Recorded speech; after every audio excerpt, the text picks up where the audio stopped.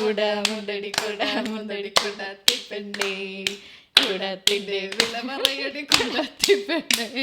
Hi guys, welcome to എന്തായിരുന്നു പേര്? ദീപം കുടുംബശ്രീ. എന്തുകൊണ്ടാണ് നമ്മൾ ആ പേരിട്ടെ? നമ്മുടെ പുതിയ പോഡ്കാസ്റ്റ് സീരീസ് ഇവിടെ സ്റ്റാർട്ട് ചെയ്യാണ്. ഞാനും മനുമോനും കൂടിയാണ് ആ പോഡ്കാസ്റ്റ് ചെയ്യുന്നത്. അതുകൊണ്ടാണ് അതിന് ദീപം കുടുംബശ്രീ എന്നുള്ള പേര്. എന്നെ ഒന്നും മാത്രം കാണിക്കുന്നു. അപ്പൊ കുടുംബശ്രീ എന്നുള്ള പേര് എന്തുകൊണ്ടാണ് നമ്മളിട്ടെ? പരദൂഷണം പറയാൻ വേണ്ടിയിട്ട് 2 പെൺകുട്ടികൾ ഇരിക്കുന്നു എന്ന് നിങ്ങൾ പറയുമെന്ന്. അങ്ങനെയല്ല, നമ്മൾ എപ്പോ വർത്താനം പറയാനിരുന്നാലും ഇവന്മാര് പറയും പരദൂഷണം പറയുമെന്ന്. അപ്പൊ കുടുംബശ്രീക്കും അങ്ങനെ ഒരു പേര് ദോഷമുണ്ട്, പരദൂഷണ കമ്മിറ്റി. അങ്ങനെ എല്ലാരും പറയുമ്പോ കുടുംബശ്രീയിലെ പെണ്ണുങ്ങൾ പരദൂഷണം. ശരിക്കും അതല്ല. അയ്യോ അങ്ങനെയൊന്നും പറയുന്നത്. അതെ, അവരെന്ന് പറഞ്ഞു കഴിഞ്ഞാൽ എക്കണോമിക്കലി ഫൈനാൻഷ്യലിയും സ്ത്രീകളെ ഉത്തേജിപ്പിച്ചുകൊണ്ട്, അതെ, ഫാമിലിയെ സപ്പോർട്ട് ചെയ്യാൻ വേണ്ടിയിട്ട് കഷ്ടപ്പെട്ട് നിൽക്കാനായിട്ട് തുടങ്ങിയ ഒരു കേരള സർക്കാരിന്റെ ഒരു മഹത്തായ സംരംഭമാണ് കുടുംബശ്രീ. Self health group. അവർ എന്തൊക്കെ കാര്യങ്ങൾ, നല്ല കാര്യങ്ങൾ ചെയ്യുന്നുണ്ട്. അവർ ഒരുപാട് സ്ത്രീകൾക്ക് സഹായമുണ്ട്. അവർ ലോൺ കൊടുക്കുന്നുണ്ട്, ഓണ ഫണ്ട്, ചിട്ടി, അങ്ങനത്തെ കുറെ പരിപാടികളുണ്ട് അവർക്ക്. പിന്നെ അവരുടെ കാലത്ത് സ്ത്രീകൾ സ്വയം തൊഴിലിന് വേണ്ടിയുള്ളതാ. ഇവർ ഗ്രൂപ്പായിട്ട് ഈ കുടുംബശ്രീ വഴി അച്ചാർ വിൽപ്പന, പിന്നെ റെസ്റ്റോറൻറ്റ്സ് അവർ സ്റ്റാർട്ട് ചെയ്യാറുണ്ട്, ചെറിയ ചെറിയ ഹോട്ടലൊക്കെ സ്റ്റാർട്ട് ചെയ്യാറുണ്ട്.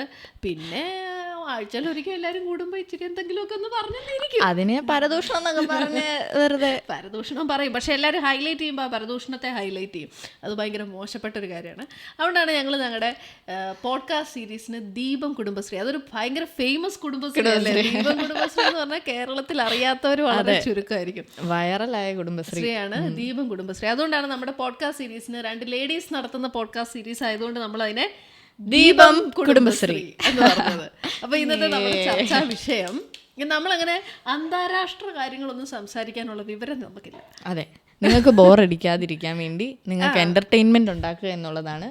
പിന്നെ ഇതിൽ നമ്മൾ എപ്പോഴെങ്കിലും എന്തെങ്കിലും പറയുമ്പോൾ ആരെയും വ്യക്തിപരമായോ മതപരമായോ ഒന്നും ആക്ഷേപിക്കാനോ അധിക്ഷേപിക്കാനോ അങ്ങനെയൊന്നും ഒരു ഇന്റൻഷനും ഇല്ല നമുക്ക്. നമ്മൾ നമ്മുടെ അഭിപ്രായം പറയും. ഈ സിനിമയിലെ കഥകളോ കഥാപാത്രങ്ങളോ റിയൽ ലൈഫുമായിട്ട് യാതൊരു ബന്ധവുമില്ല. ബന്ധമുള്ള കാര്യങ്ങളായിരിക്കും, പക്ഷെ നമ്മളങ്ങനെ നമ്മുടേതായ ഒപ്പീനിയൻ പറയുന്നു.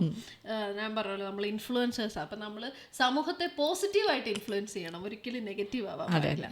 എല്ലാത്തിലും നമ്മൾ പോസിറ്റിവിറ്റി കൊണ്ടുവരണം. പക്ഷെ എല്ലാവരുടെയും കാഴ്ചപ്പാട് ഡിഫറെന്റ് ആയിരിക്കും. അപ്പം നമ്മൾ പറയുന്ന കാര്യങ്ങൾ ചിലപ്പം ശരിയാ, എന്റെ കാഴ്ചപ്പാടായിരിക്കണം എന്നില്ല നിനക്ക്. അപ്പൊ സൊസൈറ്റിയുടെ ഒരു റിഫ്ലക്ഷൻ ഡിഫറെന്റ് ആയിരിക്കും. അപ്പൊ നമ്മുടെ ഇന്നത്തെ ചർച്ചാ വിഷയം കേരളത്തെ ചൂട് പിടിപ്പിച്ചുകൊണ്ട് ചിലവർക്ക് മുന്നേറിക്കൊണ്ടിരിക്കുന്ന ഒരു യൂട്യൂബ് വീഡിയോ ആണ് ദിയ കൃഷ്ണയുടെ പ്രസവം. ദിയ വീഡിയോ ഉണ്ടോ? ഞാൻ വീഡിയോ കണ്ടു. ഞാൻ ഇൻസ്റ്റയിലൊരു റീല് കണ്ട് വീഡിയോ കാണാൻ പോയതാ. വീഡിയോ കണ്ടു, എനിക്ക് എൻ്റെ കണ്ണ് നിറഞ്ഞു. അവസാനം അഫ്കോഴ്സ് എൻഡിലെത്തിയപ്പോഴത്തേക്കും ഞാനും കുറച്ച് ഇമോഷണലായി. ഞാനും വീഡിയോ ഫുള്ള് ഓൾമോസ്റ്റ് ഒരു 1.5 മണിക്കൂർ ഉണ്ടെന്ന് തോന്നുന്നു, അല്ലെ 1 മണിക്കൂറോളം ഉണ്ടെന്ന് തോന്നുന്നു.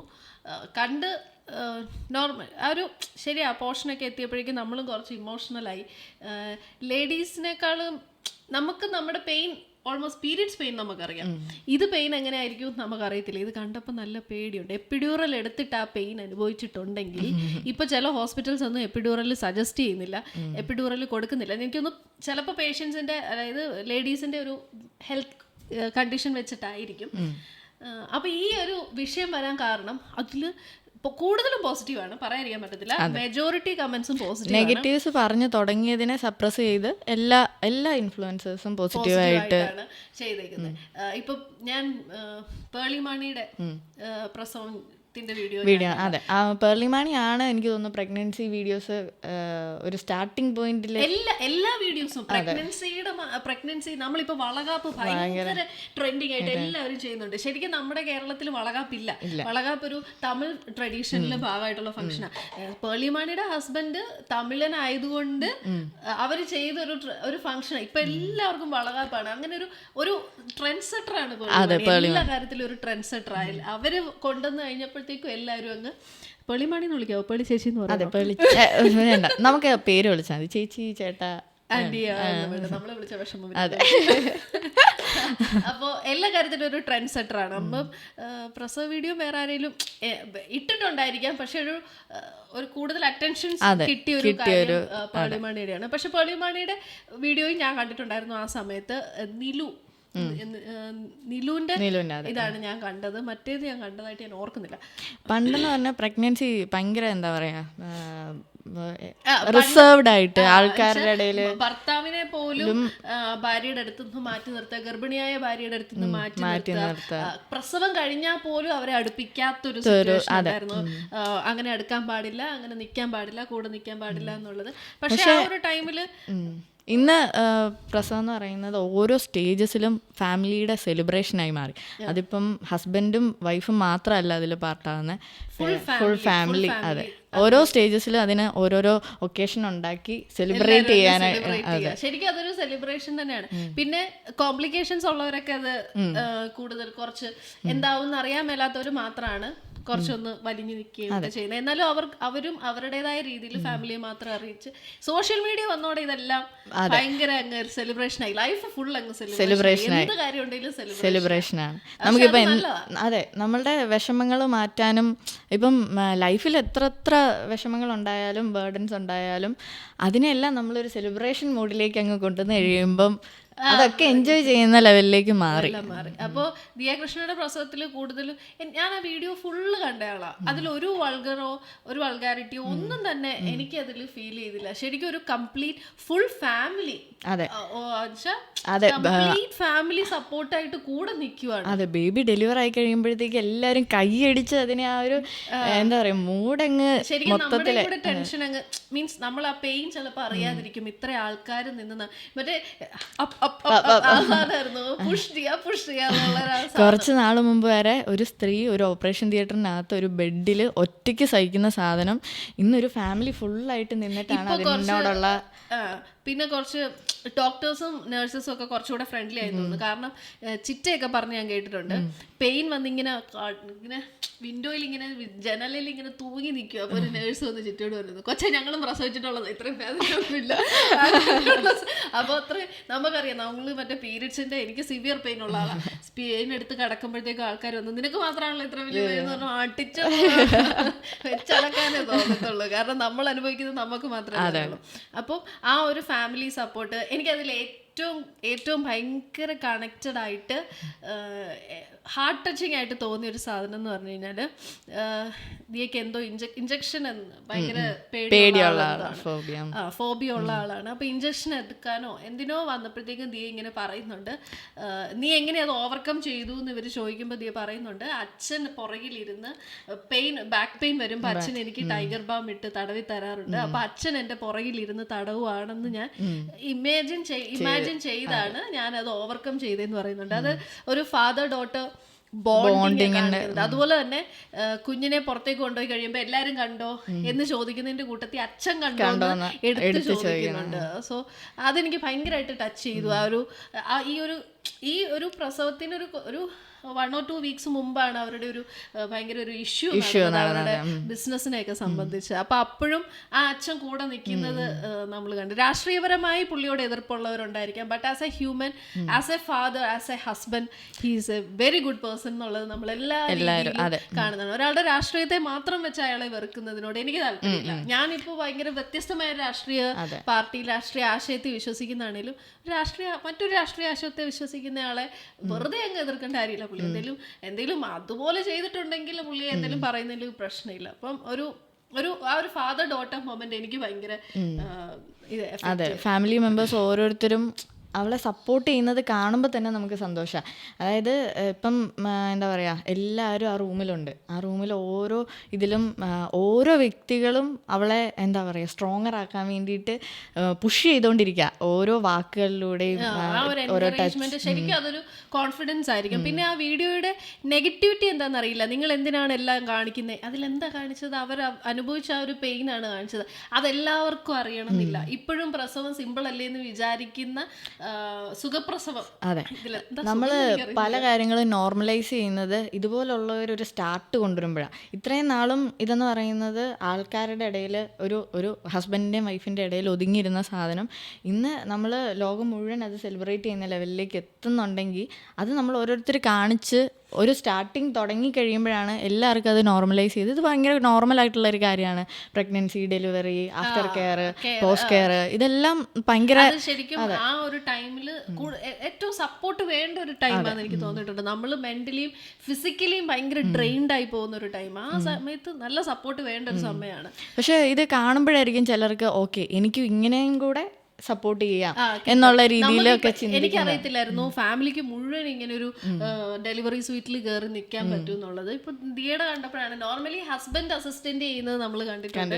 ഇത് ഫുൾ ഫാമിലി, അമ്മ കൂടെ ഉണ്ടെന്ന് പറയുമ്പോൾ തന്നെ ഒരു ഭയങ്കര ഒരു റിലീഫ് അല്ലേ, നമ്മുടെ അമ്മ നമ്മുടെ കൂടെ ഉണ്ടെന്നുള്ളത് തന്നെ. പിന്നെ ഈ ടൈമിൽ എങ്ങനെയാ നമ്മൾ വീഡിയോ എടുത്തോണ്ട് നിൽക്കുന്നത്, നമുക്ക് എങ്ങനെയാ തോന്നുന്നത്? ഇത്രയും പെയിൻ ഉള്ളപ്പോൾ നമ്മൾ ക്യാമറ ഹാൻഡിൽ ചെയ്യുന്നത് എങ്ങനെയാ? വീഡിയോ എടുത്ത് ശീലമുള്ളവർക്ക് ഈസി ആയിട്ട് പറ്റുന്ന ഒരു കാര്യമാണ്. കാരണം നമ്മൾ വ്ലോഗ് ചെയ്ത് ശീലം ഉണ്ടെന്നുണ്ടെങ്കിൽ ഈ സാധനം നമ്മുടെ ഒരു ഓർഗൻ പോലെയായി മാറും.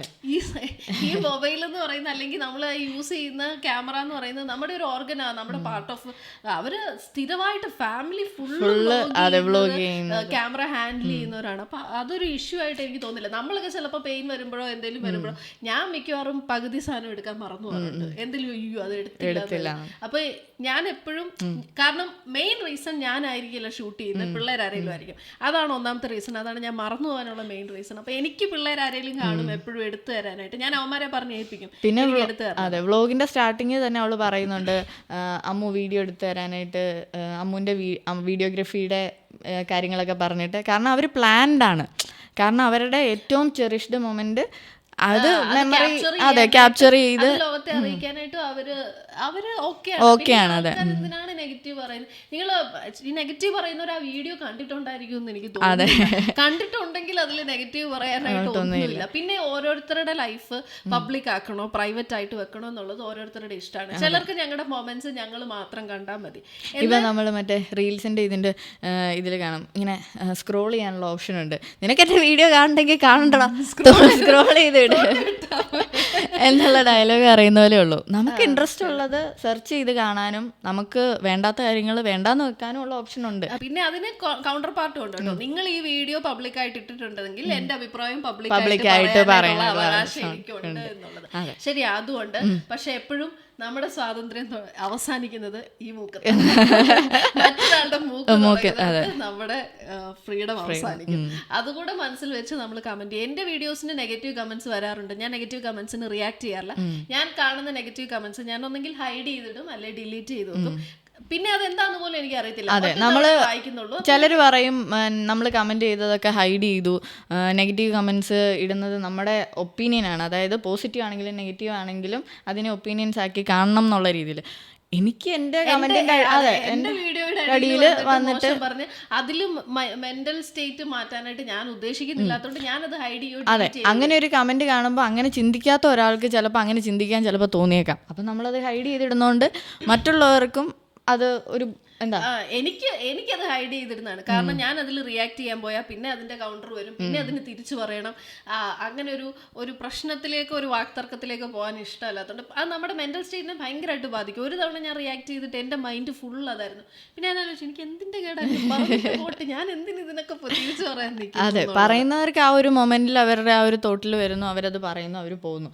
പിന്നെ നമ്മൾ അതിനെ ഓർത്ത് വിഷമിച്ച് നമ്മുടെ എത്ര ദിവസം കളഞ്ഞു, നമ്മളുടെ എത്ര ടൈം അതിൽ ചിന്തിച്ച് നമ്മൾ വേസ്റ്റ് ചെയ്തു, നമ്മുടെ ഇമോഷൻസ് എത്ര. ഞാൻ ഹൈഡ് ചെയ്തിട്ടു. കാരണം ഒറ്റ തവണ വായിക്കത്തുള്ളൂ. ഭയങ്കര നെഗറ്റീവായിട്ട് ഫീൽ ചെയ്യുമ്പോൾ ഞാൻ ഹൈഡ് ചെയ്യും അല്ലെങ്കിൽ ഡിലീറ്റ് ചെയ്യും. പിന്നെ എനിക്ക് അറിയത്തില്ല അവരെന്താ അതിൽ കമന്റ് ചെയ്തേ, ആരാ കമന്റ് ചെയ്തേ, അവരെന്ത് പറഞ്ഞാണ് നെഗറ്റീവ് അടിച്ചത്. അത് കാരണം നമ്മളത് ഓർക്കുന്നില്ല, അത് അങ്ങ് വിട്ട് കളഞ്ഞ കേസാണ്. അതുപോലെ ഉള്ളൂ ഈ നെഗറ്റീവ് കമന്റ്സ് എല്ലാം അതുപോലെ ഉള്ളൂ. ഇനിയിപ്പോൾ നിങ്ങൾക്ക് നല്ലതൊന്നും പറയാനില്ലെങ്കിൽ മോശം പറയാതിരിക്കാൻ മാക്സിമം ശ്രമിക്കുക. ആ മോശം പറയുന്നത് കൊണ്ട് ഇപ്പം നമുക്കൊരു ചേഞ്ച് വേണം എന്ന് ആഗ്രഹിക്കുന്നവർ, അതായത് നല്ല പോസിറ്റീവായിട്ട് നമുക്ക് മൈൻഡിൽ ഓക്കെ നമ്മൾ ഇന്ന കണ്ടൻറ്റ് കണ്ടതിൽ ഇന്നൊരു ഏരിയ നമുക്ക് കുറച്ചുകൂടെ നന്നാക്കായിരുന്നു, അല്ലെങ്കിൽ ബെറ്റർ ആയിട്ട് നെക്സ്റ്റ് ടൈം അവർക്ക് വരാൻ പറ്റുന്ന രീതിയിൽ ഒരു ചേഞ്ച് കൊണ്ടുവരാനാണ് ഉദ്ദേശം എന്നുണ്ടെങ്കിൽ. പ്രസവ വീഡിയോയുടെ ഒരു റീലില് ഭയങ്കര വൾഗറായിട്ടുള്ള ഒരു കമന്റ് ഞാൻ കണ്ടു. ഇത്രയും കാണിച്ചാലേ എനിക്ക് മറ്റേതും കൂടെ കാണിക്കാൻ മേലായിരുന്നോ അങ്ങനെയൊക്കെ പറഞ്ഞോണ്ട് അതൊരു നാച്ചുറൽ പ്രോസസ്സാണ്, ഒരു ഡിവൈൻ പ്രോസസ്സായിട്ട് ഞാൻ കണക്കാക്കുന്നത്. എല്ലാവർക്കും അങ്ങനെ ഭയങ്കര മാജിക്കലായിട്ട് അവർ തന്നെ അത്രയും പേര് അവിടെ ഒരുമിച്ച് നിന്നിട്ട് അവർക്ക് മാജിക്കലായിട്ട് എക്സ്പീരിയൻസ് ചെയ്യുന്ന കാര്യം നമ്മള് നമുക്ക് കൺവേ ചെയ്യാൻ പറ്റുന്നുള്ളത്. ഞാനും ഇമോഷണലായി പെയിൻ വരുന്ന കണ്ടപ്പോൾ, എപ്പിഡ്യൂറൽ എടുത്തിട്ട് ആ പെയിൻ വരുന്ന കണ്ടപ്പോൾ ചെറിയ പേടി കൂടെ വന്നു. ഇപ്പൊ എപ്പിഡ്യൂറലും കൂടി ഇല്ലായിരുന്നെങ്കിൽ എവിടെ ഏത് എക്സ്റ്റെന്റ് വരെ ആയിരുന്നു അവസ്ഥ എന്നുള്ളത്. ചിലർ പറയും, ചിലർ പറയും ഏജിന്റെ പ്രശ്നം, പ്രായത്തിന്റെ പ്രശ്നം, ചിലർ പറയും സാഹചര്യങ്ങൾ, നമ്മൾ ജീവിച്ചു വരുന്ന സാഹചര്യം. പക്ഷെ ഇതൊന്നും അല്ല. നമ്മൾ ഇപ്പം ഇന്ന് ചിന്തിക്കുന്ന ആയിരിക്കണം എന്നില്ല നമ്മുടെ നാളത്തെ തോട്ട് പ്രോസസ്സ് എന്ന് പറയുന്നത്. നമ്മൾ ഭയങ്കരമായിട്ട് ചേഞ്ച് ചെയ്ത് ജീവിക്കുന്ന മനുഷ്യരാണ്. അതായത് നമ്മൾ എല്ലാ സിറ്റുവേഷനോടും അഡാപ്റ്റ് ആയിട്ട് ജീവിക്കുന്നവരാണ്. അപ്പോൾ ഇന്നത്തെ കറണ്ട് സ്റ്റേറ്റിൽ എല്ലാ മനുഷ്യരും എന്താ പറയുക, നമ്മുടെ കാര്യങ്ങൾ മറ്റുള്ളവർ അറിയുന്നതിലോ അല്ലെങ്കിൽ ഈ പറയുന്ന പ്രൈവസി എന്ന് പറയുന്നതിന് ഒരു ലിമിറ്റ് കുറഞ്ഞു. അതായത് പണ്ടെന്ന് പറഞ്ഞു കഴിഞ്ഞാൽ എല്ലാം ഭയങ്കര പ്രൈവറ്റ് ലൈഫായിരുന്നു. സോഷ്യൽ മീഡിയയുടെ വന്നപ്പോഴത്തേക്കും പ്രൈവറ്റ് ലൈഫ് ഇപ്പം അത് മെയിൻ റീസൺ ഞാൻ പറയാം. ഞാൻ കണ്ടന്റ് ഇടുന്നത് നിങ്ങൾ എന്ത് കാണണം എന്ന് ഞാൻ വിചാരിക്കുന്ന കണ്ടന്റേ ഞാൻ ഇടാറുള്ളൂ. റിയലി എന്റെ ലൈഫ് അതായിരിക്കണം എന്നില്ല. എന്റെ പുറത്ത് എന്ത് ലോകം എന്നെ പറ്റി അറിയണം എന്ന് വെച്ചാൽ ഞാൻ കണ്ടന്റ് ചെയ്യുന്നത്, ഞാൻ ക്രിയേറ്റ് ചെയ്യുന്ന കണ്ടന്റാ. നമ്മൾ വിചാരിക്കും ഇപ്പം ഇതൊക്കെയാണ് അവരുടെ ലൈഫ്, ഇതൊക്കെ ഒരു പാർട്ട് മാത്രം. അതെ. അപ്പോൾ അതിലൊരു ചെറിയ മൊമെന്റോ അല്ലെങ്കിൽ ചെറിയൊരു സിറ്റുവേഷനോ ആയിരിക്കും അവർ ക്രിയേറ്റ് ചെയ്ത് എക്സിബിറ്റ് ചെയ്യുന്നു. അപ്പൊ ആ സാധനത്തെ നമ്മൾ വിശ്വസിക്കുക. നമ്മൾ വിശ്വസിച്ചിട്ട് അവരുടെ ലൈഫ് ഇങ്ങനെയാണ്, അതൊരു ചെറിയ പോർഷൻ മാത്രം. എപ്പോഴും ഒരാൾക്ക് ഹാപ്പി ആയിട്ടിരിക്കാൻ പറ്റില്ലല്ലോ. നമ്മുടെ ലൈഫിലും പ്രശ്നം, അതുപോലെ എപ്പോഴും ഒരാൾ പ്രശ്നത്തിലും അല്ല ഇരിക്കുന്നത്. ചിലരിപ്പം പ്രശ്നങ്ങൾ മാത്രം വീഡിയോ ചെയ്തിടാറുണ്ട്, ഫാമിലി ഇഷ്യൂസ് വീഡിയോ ചെയ്തിട്ട്. പക്ഷേ ഇതൊക്കെയെന്ന് പറഞ്ഞു കഴിഞ്ഞാൽ ഇങ്ങനെയും മറ്റുള്ളവരുടെ ഇടയിൽ അല്ലെങ്കിൽ നമ്മളെപ്പോലെ ജീവിക്കുന്ന നമ്മുടെ സമൂഹത്തിലുള്ള ആൾക്കാർ ഇങ്ങനെയൊക്കെയുള്ള കാര്യങ്ങളിലൂടെയാണ് കടന്നു പോകുന്നതെന്ന് നമ്മളെ കാണിച്ചു തരുന്നു എന്നുള്ളതേ ഉള്ളൂ. അപ്പം അതിനെ പോസിറ്റീവായിട്ട് എടുക്കണോ നെഗറ്റീവായിട്ട് എടുക്കണോ, ഇതെല്ലാം ഉപദേശമൊന്നുമല്ല. ഉപദേശിച്ചിട്ടാരും നന്നാവാൻ. അതെ, ഞങ്ങളെ വന്ന് ഉപദേശിച്ച് നീയൊക്കെ നിർത്തണം എന്ന് പറഞ്ഞാൽ ഞങ്ങൾ നിർത്താൻ പോണേ. ഇതൊരു ഉപദേശമൊന്നുമല്ല. നമ്മൾ നമ്മുടെ കാഴ്ചപ്പാട് പറഞ്ഞു, നമ്മുടെ ഒപ്പീനിയൻ പറഞ്ഞു. അപ്പോൾ ഫുൾ വൈറൽ മീൻസ് എല്ലായിടത്തും അതൊരു ചർച്ചാ വിഷയമായി. ഡോക്ടേഴ്സ് അതിനെപ്പറ്റി വീഡിയോ, എന്താണ് എപ്പിഡ്യൂറൽ, എന്താണ് പ്രസവവേദനയിൽ എപ്പിഡ്യൂറലിന്റെ മീൻസ് ഡെലിവറി ടൈമിൽ എപ്പിഡ്യൂറലിന്റെ കാര്യം എന്താണ്, ഫാമിലി സപ്പോർട്ട് എങ്ങനെ വേണം, ഇതെങ്ങനെയൊക്കെ പറഞ്ഞ് കുറെ ഓരോ ചെറിയ കമന്റ് പോലും വായിച്ച് അതിന്റെ ഒരു കണ്ടന്റിനെ വെച്ചിട്ട് നല്ല എന്താ ഹോസ്പിറ്റൽസിലെ എപ്പിഡ്യൂറൽ എന്തെന്ന് അറിയാൻ മേലാത്തവർക്ക്, അതൊരു ലേഡി എങ്ങനെ ഹെൽപ്പ് ചെയ്യുമെന്ന് അറിയാൻ മേലാത്തവർക്ക്.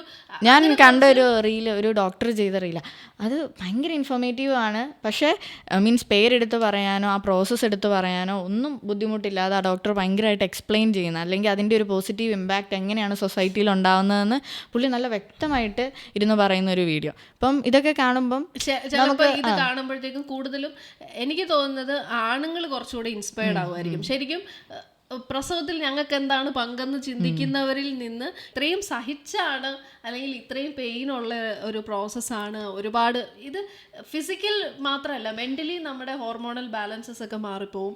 നമുക്ക് മെൻ്റലിയും കുറച്ച് കൂടുതൽ സപ്പോർട്ട് വേണ്ട സമയമാണ്. അപ്പോൾ പണ്ടെന്ന് പറഞ്ഞാൽ നമ്മൾ കുഞ്ഞിനെ ഇപ്പം സിനിമകളിലാണെങ്കിലും വീഡിയോസിലൊക്കെ ആണെങ്കിലും ലേബർ റൂമിന് പുറത്തേക്ക് കുഞ്ഞിനെ അച്ഛന് കൊടുക്കുമ്പോൾ ആ ഒരു ഹാപ്പിനെസ് മാത്രമാണ് മുഖത്ത്. ഇന്നെന്ന് പറഞ്ഞാൽ വീഡിയോസ് വരുന്നത് മുഴുവൻ കുഞ്ഞിനെ കാണുന്നതിൽ ആദ്യം ഹസ്ബൻഡിന് കാണേണ്ടത്, പാർട്ട്ണർക്ക് കാണേണ്ടത് വൈഫ് സേഫ് ആണോ, വൈഫ് ഓക്കെ ആണോ, വൈഫിൻ്റെ ഫേസിലെ ആ ഒരു സങ്കടം മാറി അവരൊരുമിച്ച് കുഞ്ഞിനെ കാണുമ്പോൾ ഉള്ള സന്തോഷം, അതൊക്കെ ഇപ്പോൾ കുറച്ചുകൂടെ എക്സിബിറ്റ് ചെയ്യും. പിന്നെ നമ്മൾ കൂടുതലും കണ്ടേക്കുന്ന പഴയ ഒരു രീതി എന്ന് പറഞ്ഞു കഴിഞ്ഞാൽ, നമ്മൾ പ്രസവം പഴയതല്ല ഇപ്പോഴും അങ്ങനെ തന്നെ, പ്രസവം കഴിഞ്ഞാൽ നമ്മൾ നമ്മുടെ വീട്ടിലേക്കായിരിക്കും പോകുന്നത്. പിന്നെ അവിടെ ഹസ്ബൻഡിനൊരു റോളില്ല. രാത്രി ഉണർന്നിരുന്ന് കുഞ്ഞിനെ നോക്കുന്നതും ഈ വൈഫും വൈഫിൻ്റെ അമ്മയും കൂടി ആയിരിക്കും. ശരിക്കും ഹസ്ബൻഡ് ഈ ഒരു ലെവലിൽ ഹസ്ബൻഡ് ഒന്നും അറിയാറില്ല. പക്ഷേ ഒരു പ്രസവ വേദന കണ്ട ഒരു ഹസ്ബൻഡ്, ഇങ്ങനെയൊക്കെയാണ് പ്രോസസ്സ് എന്നറിഞ്ഞൊരു ഹസ്ബൻഡ് ഒരിക്കലും അങ്ങനെ നിൽക്കത്തില്ല. എപ്പോഴും ആ കുഞ്ഞിനെ നോക്കാനും ഭാര്യയെ നോക്കാനും എപ്പോഴും കൂടെ കാണും എന്ന് ഞാൻ വിശ്വസിക്കുന്നു. അതെ, ഒരു ടൈമിലെന്ന് പറഞ്ഞു കഴിഞ്ഞാൽ നമ്മൾ ജോയിന്റ് ഫാമിലിയുടെ ഇൻഫ്ലുവൻസ് ഭയങ്കര കൂടുതലായിരിക്കും. ഇന്ന് ഭയങ്കര ന്യൂക്ലിയറും ഭയങ്കര കൺസർവേറ്റീവ് ആയിട്ടുള്ള ഫാമിലീസാണ് നമ്മുടെ ചുറ്റുമുള്ളത്. അപ്പം അവിടെ എന്ന് പറഞ്ഞു കഴിഞ്ഞാൽ മെയിൻ ക്യാരക്ടേഴ്സ് ഹസ്ബൻഡും വൈഫും മാത്രമാണ്. പ്രശ്നമുണ്ട്. ഈ സമയത്ത് ഭാര്യയെ കാണാൻ പാടില്ല എന്ന് പറഞ്ഞ് ബഹളം വെക്കുന്ന അമ്മമാർ ഇപ്പോഴും നമ്മുടെ നാട്ടിലുണ്ട്. അപ്പൊ ആ അമ്മമാരോടും കൂടിയാണ് പറയുന്നത്, ആ വൈഫിന് ഏറ്റവും കൂടുതൽ സാന്നിധ്യം വേണ്ടത് ഹസ്ബൻഡിനെ ആയിരിക്കും അവർ ആഗ്രഹിക്കുന്നത്. ഈ കാര്യത്തിലും ഇപ്പം വൈഫിനെ കാണുക, വൈഫിന്റെ ഒപ്പം ഇരിക്കുക, കുഞ്ഞിനെ ഒരുമിച്ച് നോക്കുക, ഇത് ഇതൊക്കെ നോർമലാണ്. ഇതിൽ അവയർനെസ് കുറവുള്ളവരാണ്. അതായത് വൈഫിൻ്റെ അടുത്ത് പോയിട്ട് എന്തൊക്കെ രീതിയിലാണ് ഹെൽപ്പ് ചെയ്യേണ്ടത് എന്നറിയാൻ മേലാത്തവരുണ്ടാവും. ചിലപ്പം അവിടെ ചെന്നിട്ട് ഞാൻ എന്താ ചെയ്യേണ്ടത്, എനിക്കിവിടെ ഒന്നും ഇല്ലല്ലോ, ഞാൻ എന്ത് ചെയ്യാനാ, ജസ്റ്റ് അവരുടെ കൂടെ ഒന്ന് ഇരിക്കുവോ, അവർക്കൊന്ന് തടവി കൊടുക്കുമോ, ഒന്ന് മസാജ് ചെയ്ത് കൊടുക്കുമോ, അല്ലെ ജസ്റ്റ് കൂടെ ഇരുന്ന് ഒറ്റയ്ക്കല്ല എന്നുള്ളൊരു ഫീലിംഗ് കൊടുത്താൽ മതി.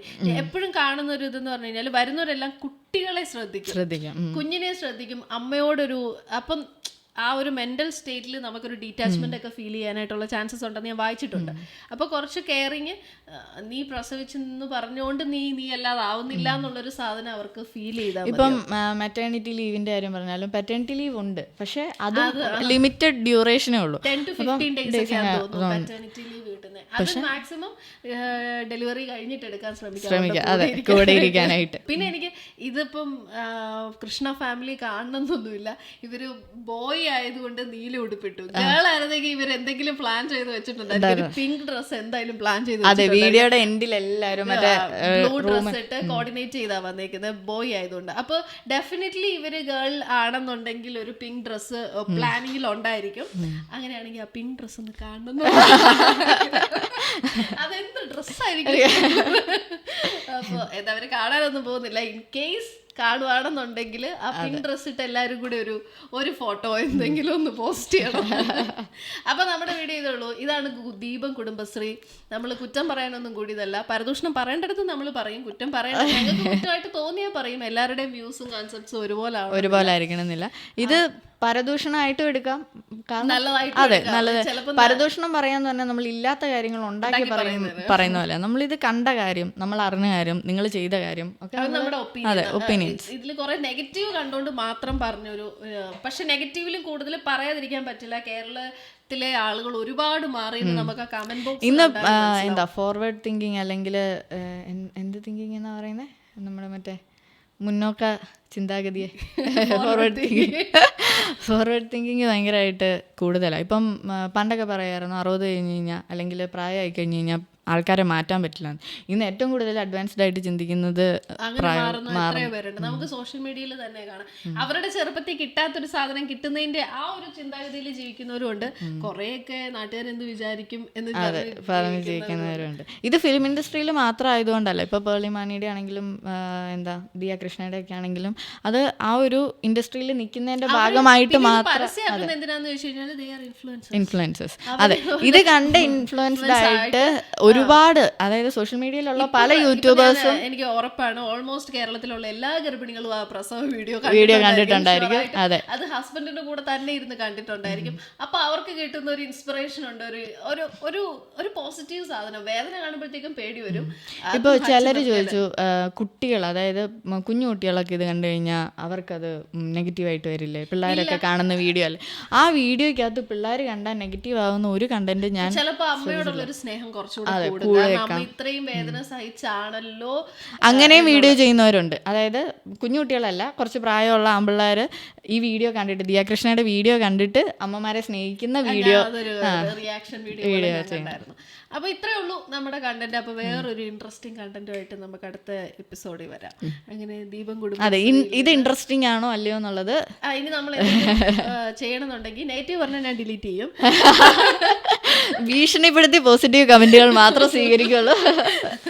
നെഗറ്റീവ് എന്ന് പറഞ്ഞു കഴിഞ്ഞാൽ അത് കൊള്ളത്തില്ലായിരുന്നു, അത് കുറച്ചുകൂടെ നന്നാക്കാം, അതൊന്നും കുഴപ്പമില്ല. വന്ന് തെറി പറഞ്ഞിട്ട്, കാരണം എൻ്റെ അമ്മയുടെ സാരിയാണ് ഞാൻ എൻ്റെ കല്യാണ സാരിയായിട്ട് യൂസ് ചെയ്തത്. ആ വീഡിയോയ്ക്കാണ് ഈ വന്ന 1-2 കൂടുതലും ഒരു ഓൾമോസ്റ്റ് നല്ല കമൻസ് ഉള്ളൊരു വീഡിയോ ആണ്. 200+ കമൻസ് ഉണ്ട്.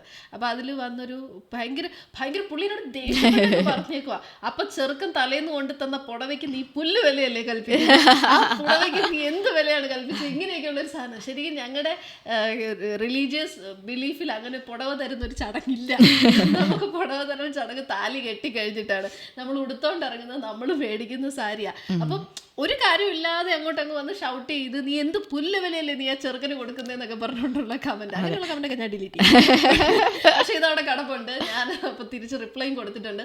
ഞങ്ങളുടെ ബിലീഫ് സിസ്റ്റത്തിൽ അങ്ങനെ പുടവ തരുന്ന ചടങ്ങില്ല. താലി കെട്ടിക്കഴിഞ്ഞാണ് പുടവ എന്ന് പറയുന്ന സെറ്റും മുണ്ടും, അതിന് പുറമെ ഒരു മന്ത്രകോടിയും കൂടി ഉണ്ട്. അങ്ങനെ 3 സാരി ചേഞ്ച് ഉള്ളൊരു കല്യാണമാണ്. അപ്പം എന്തെങ്കിലും സജഷൻസ് ഉണ്ടെങ്കിൽ താഴെ പറയാ. ഇനി ഇത് കണ്ടിന്യൂ ചെയ്യണമെന്നുണ്ടെങ്കിൽ താഴെ പറഞ്ഞോ, പക്ഷെ ഞങ്ങൾ കണ്ടിന്യൂ ചെയ്യും.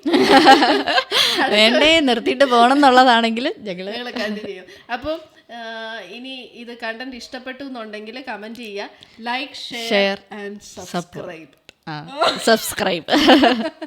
എങ്കിലും നമുക്ക് ഇതൊക്കെ മാറ്റി നല്ല റിക്ലൈനർ ഒക്കെ മേടിക്കാൻ പറ്റുള്ളൂ. അതെ, പോഡ്കാസ്റ്റ് കുറച്ച് സ്റ്റാൻഡേർഡ് ആയിട്ട് ചെയ്യണം. അപ്പൊ അതുകൊണ്ട് ഈ മൈക്കൊക്കെ ഉണ്ട്, നമുക്ക് റിക്ലൈനർ ഒക്കെ വേണം. അപ്പൊ എല്ലാവരും സബ്സ്ക്രൈബ് ചെയ്യുക. അടുത്ത വീഡിയോ കാണാം. അടുത്ത കണ്ടന്റ്, ഇൻട്രസ്റ്റിംഗ് കണ്ടന്റ് എന്തെങ്കിലും ആയിട്ട് വരാം. ബൈ.